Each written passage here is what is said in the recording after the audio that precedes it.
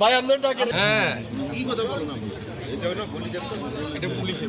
যে লুঠা অস্ত্র সিজেট পিস্তল একটা, এই পিস্তল আমরা উদ্ধার করেছি আজকে এবং 8 রাউন্ড গুলি, একটি ম্যাগাজিন সহ 8 রাউন্ড গুলি পেয়েছি।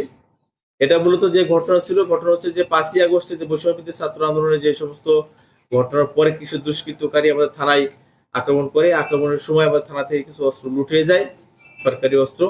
তার মধ্যে সিজেট পিস্তল একটি ছিল, 8 রাউন্ড গুলি ছিল। এটা ওই সময়ে আমাদের তার ভাষ্য মতে যে আমরা যাকে যিনি আজকে থানায় নিয়ে আসছি, কিন্তু এটা আমরা মানে মূলত উনি সিএনজি চালক।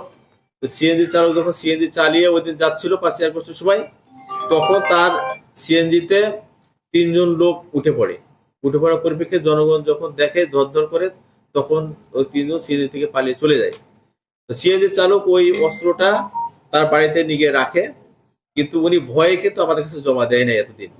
যেহেতু আজকে সকালে 9:30টার দিকে আমাদের থানায় আসছে, উনি ওনার বাচ্চা এবং ওয়াইফ সহ আমাদের থানায় আসছে, থানায় এসে এই অস্ত্রটা আমাদের কাছে দিয়ে গেছে আজকে।